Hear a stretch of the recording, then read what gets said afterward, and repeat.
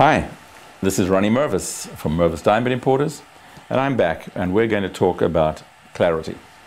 Now, clarity relates to what's inside the diamond, also known as purity.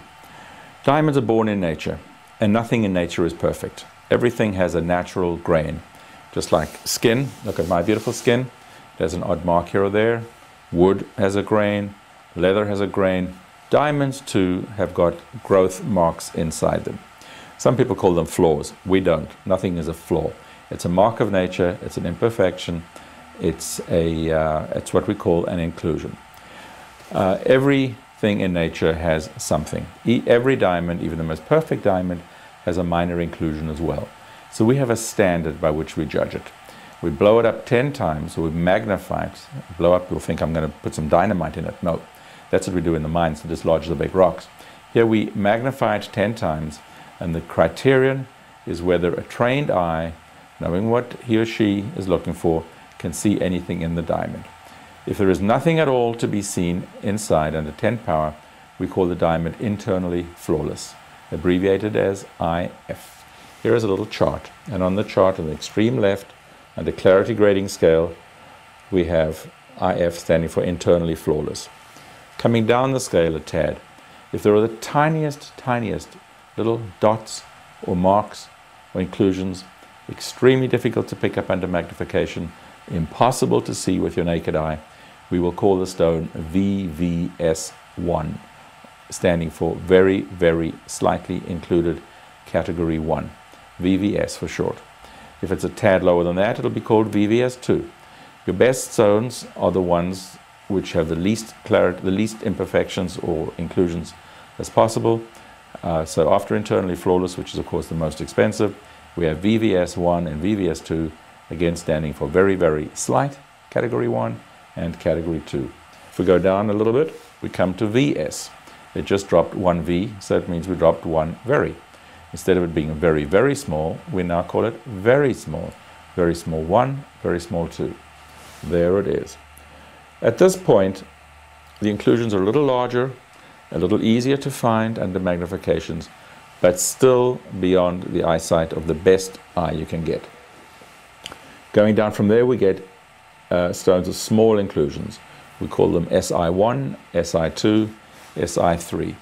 By the time you get to SI2, you could just about begin to see the smallest inclusion there. SI3, which is a new grade, if you've got good eyes, you would see it with your natural eye. Under magnification, you'd see it pretty easily. And then going down from that point, we go into the imperfect range, and we call them I. I1, I2, I3 for imperfect. And imperfect, or the word included, both have the same letter, I. A good eye will see it.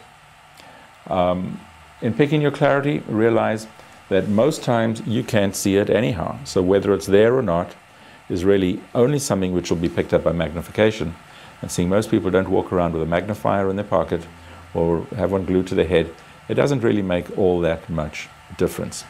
The reason why it costs that much more if it has a higher clarity grading than one which doesn't have the equivalent clarity grading is because the rarity factor.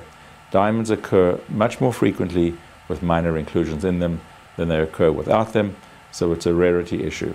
My advice to everybody out there, you don't need to go to the very top of the scale because you're buying a difference that most times you can't see.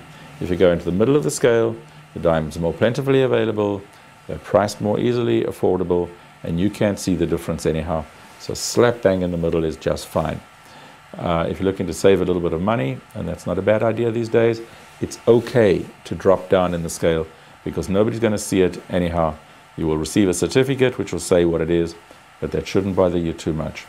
And if you are working with a reputable jeweler, diamond dealer who will take your diamond back and allow you to trade up at a later stage with a full value refund, and you'll pay in only the difference between what you purchased and a better one, it's okay to get a starter diamond with some minor inclusions in them because you can always give it back later and go bigger, better, different shape, different anything. And if the money comes in later, that's a good time to step up and get out of any inclusion issue that you may have been in to start. So that's it on the clarity scale. Clarity is also called purity. In other countries they have different words. They talk about the diamonds being spotted. but it all means the same thing.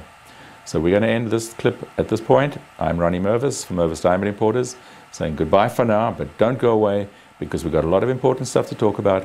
And when we come back, we're going to talk about color. And the color of the diamond is something that you're going to want to know all about. See you later.